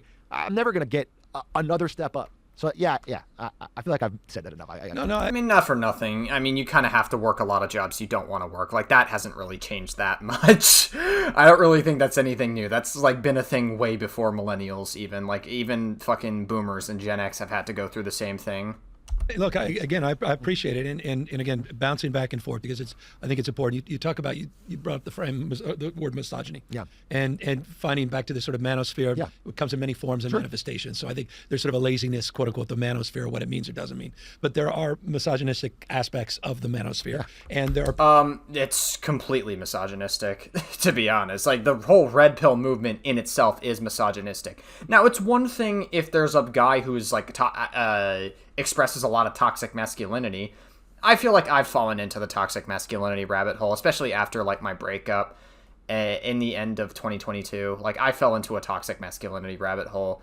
I'm not happy about it, but I mean, like, what are you gonna do, right? But that, like, it's one thing if someone like has a lot of toxic masculinity traits, or they believe in a lot of that sort of stuff. You know, it happens, but that's very different from Red Pill. Red Pill completely takes that to a next step. Red Pill, like, actively tries to get you to hate women. Like, they actively say that, like, women are, like, terrible people and that they should be, like, in the kitchen and stuff, and, like, all these, like, really awful things that are, like, incredibly degrading to women, and it's, like, awful. And, like, the whole Andrew Tate shit, like, that's very, it's, like, yes, Andrew Tate has a lot of toxic masculine traits. You know, he's like he pretends to be an alpha male, even though he's a pathetic, weak piece of shit who enjoys sleeping with 15 and 16-year-old girls in his 30s. But, like, again, like, just because they have, like, toxic masculinity, that doesn't necessarily mean they're red pill. Red pill takes it a step further and actively tries to get you to be super misogynistic. Those are two different things. It's very easy to conflate the two, but the red pill movement inherently is misogynistic. People that have been very successful in that space, the sort of Andrew Tates of the world in some respects. I mean, the Fair Unfair, Adrian Ross, or the Joel Peterson types. Sure, I mean, what do you make of that in the context of the vernacular of the world that you've been navigating, and generationally, what your sort of understanding of all that? Yeah, I'll tell you the worst part about content creation, Gavin Newsom, is that that's funny. My dad's a lifelong Republican. He not a Trumper, thank God, but he. So I don't think he's the world's biggest Gavin Newsom fan, maybe. But I did a very small interview with you a while ago, a live stream. Yeah. And I called you Gavin. Yeah. He called me afterward. He said, "You call him Governor." Okay, I appreciate him, but I also appreciate you. Gavin works. He's a military I call guy. him New Scum, buddy, Okay, yeah, from the yeah, president. exactly. So, I think you can I can handle Gavin better than New Scum, which the 6-year-olds used to call me. Hell of a thing when an 86-year-old's calling me that. 80. Oh, that's so funny that Atrioc put his dad on the spot like that, but also kind of put Gavin Newsom on the spot at the same time. So Gavin Newsom fired back. That's actually really funny. Wow. 9, Mr. Trump. You're 89. The misogyny. Trump's 89. Ha. Bro, Gavin Newsom can't help but like make Trump catch so many fucking strays. Not that I feel bad for Trump. I mean, Trump is like a legitimate he's most likely a predator because of the Epstein file stuff. Okay? Here's the thing about consecration is you have a direct financial incentive at all times to feed into people's resentment and to feed into their anger and to feed into it is just the way the algorithms work. I thought about this deeply in the wake of Charlie Kirk. I was thinking about what I wanted to say. And I was looking around the internet and I realized it doesn't matter what I say. It'll just be fed to the person that agrees with me. It does. Well, it depends where you put it. I think Twitter is artificially manufactured. The timelines are like artificially altered. And so like it doesn't matter how much right-wing shit you mute, you're always going to see right-wing shit in your feed. That's why I stopped muting right-wing shit in my feed. I stopped muting it because I just don't I realize it's pointless. The algorithm is still going to feed me right-wing like garbage. But then again, I don't really scroll through Twitter that much anyways. I have like a few accounts I follow and then I just use it to post clips. And that's really all I use Twitter for. I think it's pointless because also what good can come with talking about the Charlie Kirk thing? And also, you don't need to form an opinion like immediately because what happened to Charlie Kirk was terrible and it was a tragedy. And you don't need to jump on the bandwagon immediately, like, because it's a terrible thing and you need to let it process. You need to let it simmer before you can actually give like a more grounded perspective on it. And I think now that time has passed, like, it was very jarring at the time. Like, it was so unexpected and jarring. But, like, I look at it and I go, listen, what happened to Charlie Kirk, tragedy, terrible stuff. But he wasn't a good person. He was not a good guy, but he didn't deserve to die for it. I am a firm believer that I actually think Charlie Kirk is the George Floyd of the left. Or the right, excuse me. George Floyd, if you look back during COVID... George Floyd, before his murder, yeah, like what happened was murder and it was terrible. And all the protests and stuff, it led to a lot of police reform. And like they have to wear body cams now, like more often now. And there was a lot of like good that came from it. But like George Floyd before the murder, he was not exactly the cleanest guy. He was like producing like a lot of fentanyl and he was like dealing with a lot of drugs and stuff. Not saying that means he deserves to die. The left certainly didn't celebrate George Floyd's death because it was a lot more politically charged for like Black Lives Matter and all that stuff. And don't get me wrong, it's a good message, but it's still like, I don't know, man. I feel like people got a little bit annoying when it came to that stuff. A lot of people just like virtue signaled about it with like the Blackout Tuesday stuff on social media, on Instagram specifically. If I say something that pisses somebody off, they'll never see it again. It'll go into the void. We are going through an algorithm that just decides what you want to see. So, in that case... And that's why we see a lot of echo chambers these days, too. There is a strong financial incentive to tell people who can't find a house or a partner that it's immigrants' fault, or it's women's fault, or it's whoever. It's the woke mind virus, or what, they'll tell you it's someone's fault. And that's pronouns. very comforting. Yeah, it's very, very... The pronouns in the bio. Oh, no. Comforting if you're in the worst. That spot. To have an enemy, to have someone you can rally around and get angry at and... again, on the space I'm in Twitch, the most right-wing aspects of Twitch are mostly talking about how, man, these woke people are ruining gaming, because it's people want to play games. I don't know, man. I love non-binary gals. Something about non-binary gals. I guess I seem to attract a lot of non-binary gals as well for some reason. I don't know what it is about me. It's like, okay, I mean, I'm chill with non-binary people. Like, oh, there's these female characters leading the game. Huh. And it's like, again, this is a tiny problem, but it unites these people. It's something to rally around. I literally watched this. It was this guy named Dr. Disaster. He like literally complained that Battlefield 5 had a woman character in it. I'm not even kidding. And he called the game too woke. A lot of anti-woke content creators are literal fucking crybabies when they see any like DEI character in the fucking game. It's just so boring. It's like, you guys are such pathetic crybabies. Get it together. Like, shut up. And so, Yeah, it's a symptom is what I'll say though. Is the misogyny, I mean, it's probably amplified by this, but it's because they are resentful and someone's going to fill that void and tell them it's this person's problem. So is that why, tell me, I mean, a lot of these spaces, I mean, then there's sort of that echo chamber, then you get that confirmation bias, the algorithms reinforcing that, your worldview is colored in, it's amplified, it becomes bigger, and you become more convinced or ideological in that space at the same time. And in some places that leads you to, comfortable place, other places can leave you a radicalized place, which could manifest offline in pretty significant ways, right? Yeah, what I'll say is people have gotten radicalized in human history without these platforms. Yeah. I think people have gotten radicalized like more now than ever. Like social media has radicalized so many people, whether it's the far left, whether it's the far right.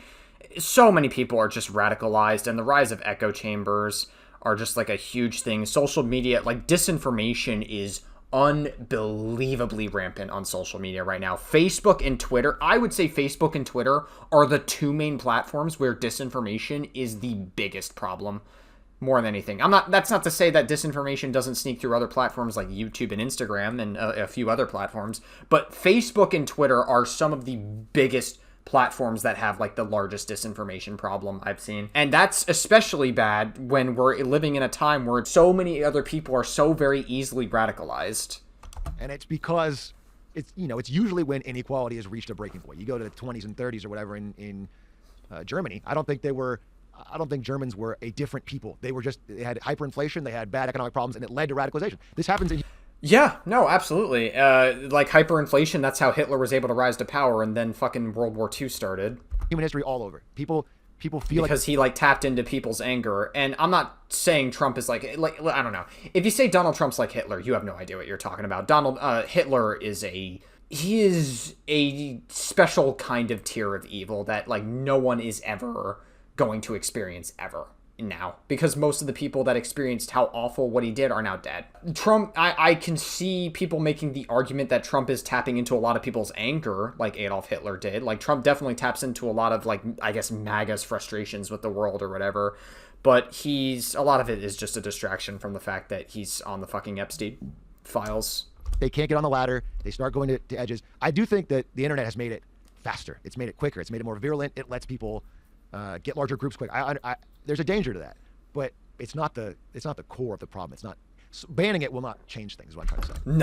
No, I agree with that. I don't think banning the internet is going to stop people from being radicalized. If anything, I feel like that's going to make people even more radicalized because they're trying to hide information from us. They're trying to censor this, and then it's going to lead to more riots, and nothing good is going to come from it.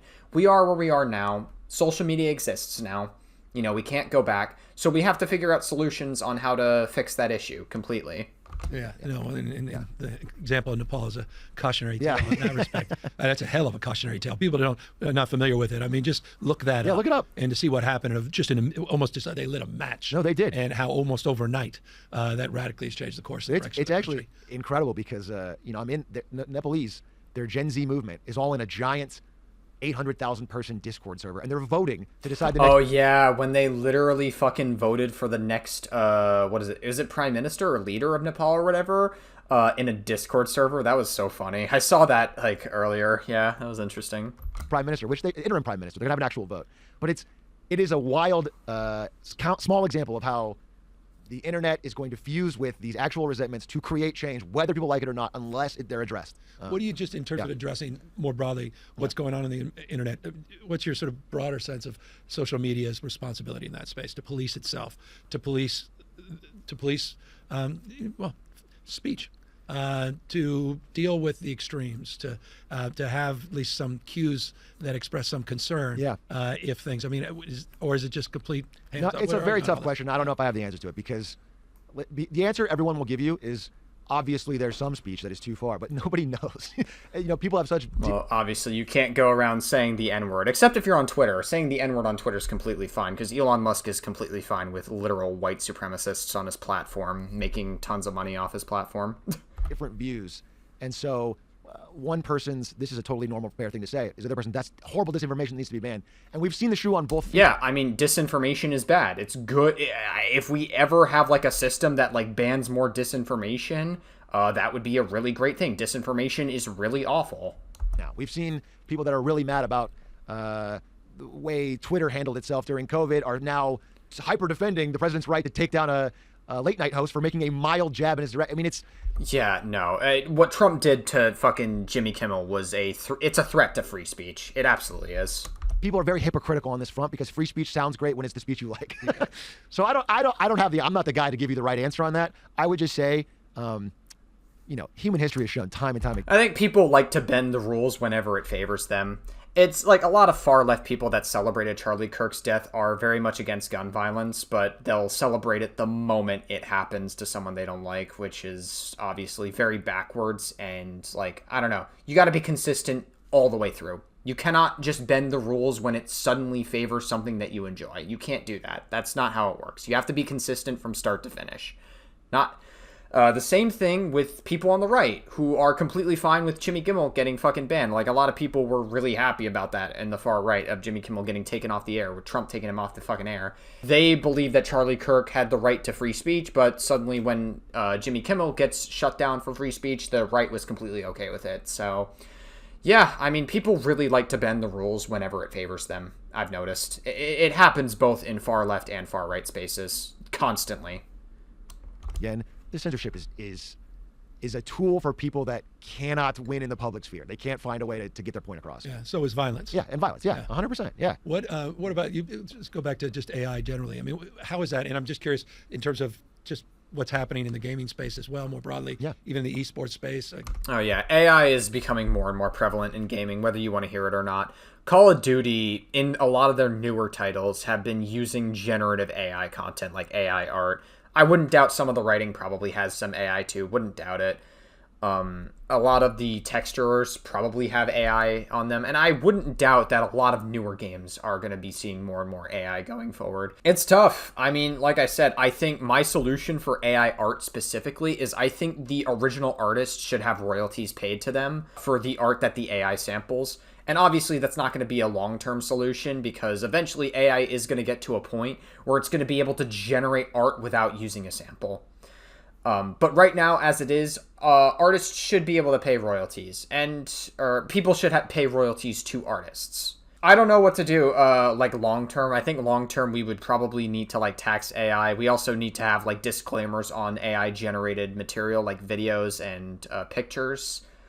There needs to be a huge disclaimer saying that this was made with AI because there's all sorts of problems that's going to come with if there's no solution or proper checks and balances put in place for that. What's happening as well, gambling, how it just seems to me that's sort of an iterative part of all of this as well. We talk about, Kick and others. Yeah. It sort of seems like they're moving more and more in that direction. Crypto, gaming, or gambling. I think Kick should just be banned, honestly. I do. Like, Kick can't seem to get its shit together. One person died on Kick. Another person almost died on Kick. The whole Predator situation on Omegle was really awful, where people were streaming content of girls flashing themselves live on Kick, which is a form of revenge porn, and then the people were like putting it on Patreon and stuff. It was a huge subgenre on Kick that was a massive problem. And then the whole gambling and the IRL streams, and Kick just really enables a lot of degenerate shit. That's just awful. And like Kick just can't seem to get its shit together. It's always something that's happening on Kick, and I wouldn't doubt next week we're going to see another thing happen on Kick. Just maybe illuminate a little bit. Yeah, I would love to talk to you about, people are talking about how video games are the problems with young men. I'll tell you, the biggest two things that are destroying young men's ability to get financially on their feet is crypto and gambling, sports gambling particularly. These two things are a viral cancer that are just ripping these people's ability to get a financial leg up apart. Young men are attacked with ads nonstop on offering, because again, if you are financially stuck, if you don't see a path to with your normal wages getting a house, then you have to take that 100x bet. You have to take that odd, you have to take that crazy bet. And whether that's punting all your money on a weird meme coin and praying, or it's putting it on a 7-leg parlay on DraftKings, that is why they're doing this. And that is just stealing their money every day, and it's making them more frustrated and depressed. Again, I find those two things, I speak about them all the time. Those two things and buy now, pay later. These buy now, pay later companies are just offering people the ability to buy things they cannot afford and putting them stuck in debt cycles early on small purchases. People are buy now, pay later in groceries and all these three things. Yeah, crypto, gambling. I'm glad you brought this up. These things are what I'm seeing among Gen Z the most, are just attacking them financially. And at the time when they really don't need it. more than any. Boomers can take this. Gen Z cannot take loss of this month's paycheck on a crypto. They just can't do it. And so, yeah, I am strongly. I mean, it's so crazy because we barely regulated crypto under Biden. We were making the progress, and now it's out the window, Gavin. I mean, it's the president made $5 billion off a meme coin. It's ridiculous. I've of Doge, yeah, crazy. Find it so deeply frustrating. Didn't like Doge take like a huge nosedive? The one that like Elon Musk started. Well, there's no other Doge crypto, but still, I thought it like took a massive fucking nosedive. I could be totally wrong. I'm not like super educated on crypto. Maybe someone can put that in the comments section. When I see these crypto grifters, or David Sachs is a crypto czar with all these business interests, it's so frustrating to see them just milk regular people dry on crypto, and then every sports thing you watch is 500 gambling ads. I don't know. Sorry, I went on a rant there. Those two things actually I'm very passionate about because I don't see the upside. I really don't. I don't see who's benefiting outside of, putting a casino in everybody's pocket is just a stupid idea. Yep. No, look, I mean, I'm dealing with it with my son right now. That 13-year-old is like, oh no, oh Gavin, oh no, a 13-year-old getting into gambling. Oh geez, you gotta. Gambling is very predatory. It's evil. In a lot of ways, it's very evil because there's like a dopamine addiction with it. Like we know, I don't need to explain the whole gambling pipeline. Everybody knows how it works at this point. I mean, back when I was growing up, CSGO gambling was huge until Valve like put a huge shutdown to it. Valve was like just banning fucking gambling, like just like all across the board. I'm sure there's probably still some ways to gamble with CSGO skins, but it's a lot more, you have to do it in a lot more contrived ways. But yeah, gambling was so problematic back in the day with like CSGO, and luckily I didn't fall under that pipeline. I think loot boxes kind of is like a form of gambling, and I was a little bit addicted to loot boxes in video games sometimes, but that's like that's the extent of it. Like that, it never went like beyond like any third-party website where it's like spin the wheel for gamble and all that shit. Like, Dad, really? Why are you working? You're such a loser. Like you only make 170 grand a year as governor. So pathetic. I made $50. Look at this, 15 minutes. And look at what. Oh, okay. So I guess it's not that bad. But now I'm down to $3. Wait, no, I make 75. Like literally is like an addict waking up late at night. Give me the phone. Just 1 second to see if he's up. Check stocks. $3 or Robinhood. 100%. Damn. That is what's happening. And that idea of like, why the hell would I work? Why would I add up my money over 30 years? No, he thinks I'm the biggest idiot in the world. Yeah. Yeah. That's what I've seen all the time. I talk finances to my audience a lot. It's a big part of my content is business and finances. And man, they're being fed this idea that like saving money is stupid. It's stupid. It'll never work. Inflation's going to eat that away. You have to take these high-risk bets. Yeah. But they don't frame them as high risk. They frame them as guarantees. They frame them as sure. I made the mistake of getting YouTube videos of Warren Buffett bored. He was bored. Getting him then coloring books that are versions of Warren Buffett's lessons. He's like, boring. Who's this old guy? Yeah, who is this guy? What the hell does he know? There's this dude that's online, man, that just told me, literally, I don't even remember who his financial advisor is, but he's some guy, like literally some YouTube guy. That is luckily we only have $1,000 that he's been able to save, so we'll survive his lesson, but hopefully I'll have an early lesson. Is he referring to Caleb Hammer? Is Gavin Newsom a Caleb Hammer watcher? That'd be so funny. If Gavin Newsom was like a Caleb Hammer fan, that'd be fucking interesting. I don't know. That'd be a plot twist and a half. Look, I appreciate the lesson, though, you're trying to preach here, or at least express, is a deeper understanding of these more systemic issues, and that we can get caught up in finding scapegoats. We can get caught up in finding conspiracy theories or just the easy out. And as you suggest, I mean, if the lessons on what is alleged to have occurred with this tragedy with Charlie Kirk is to then haul up people on Discord and the CEOs of Twitch and all of these things, we're missing a deeper point. I think it's a massive wrong direction that is just going to lead to more of what we're already seeing. More spiraling, more anger, more feel like the politicians don't hear their voice, don't understand. If they want to haul up these CEOs and ask them about how the platforms work, get a better understanding, that's sure. But if they're there to like point the finger that Discord caused this or Twitch caused this, I promise you it's absurd. I promise you it will change nothing. They'll go deeper into the internet. They'll just burrow deeper somewhere else. These are relatively safe, moderated platforms. These are not the problem. It's just people using the internet to try and find connection where they can't find it in real life because there's not opportunities. Lemonade stand. What's the goal with the podcast? Is Yeah. it to illuminate an entrepreneurial mindset, the notion of a lemonade stand? Many of our first business experiences was selling lemonade, differentiating our brand, decommoditizing a commodity, selling it for an extra 5 cents, Yeah. 25 cents, or fresh lemonade versus the sugar version. What's the idea behind it? Lemonade Stand's our podcast. It's myself, my friend Aiden, and my friend Doug, all of whom are content creators. Doug. You can do your Come homework. on, buddy. Oh my god. And the idea was we are three guys who are only qualified to run a lemonade stand. We're not bringing deep expertise here. We have business backgrounds. We have backgrounds of our own. We've started these small media companies, but really we are just going to do our best to understand and read about what's going on and present it in a way with the lingo and the slang and of what this audience wants to hear it in. That's the idea. We're not going to be right about everything, but we're not going to be trying to sway you. We're not going to be trying. We have no ulterior motive. Yeah, and that's like, if Atrioc is genuine about that, I think that's like a generally good thing to do. Because a lot of people, I would hope that a lot of people later down the line look for genuinity in content creators and not just some like bullshit that like puts on a facade and pretends to like advocate for issues online. Because there is a lot of that online specifically. But like, I think as time goes on, people are going to get sick of like the same old shit. And a lot of people are just going to look for more genuine people to like whose content is like worthy of like watching specifically. Just interested in talking about it with each other. I love it. Well, it was fun to talk about everything we just talked about with each other. I appreciate you bringing your authentic voice and perspective on this. And I also appreciate your stubbornness on pay attention to the thing that is the thing that explains all of the other things. And that are these sort of tectonic plates of wealth and income inequality that are growing and growing in a divide that is not just a political divide, that is a societal divide. And unless we address, forget which party you're associated with, but the whole fabric of our society is going to fray apart. Atrioc, thanks, man, for being with us. Thank you. Appreciate it. Thank you. All right. That was a really interesting watch. Good stuff. I couldn't really give commentary over like the esports stuff and some other parts, but I mean, still an interesting watch nonetheless, and I hopefully gave a decent amount of input on it.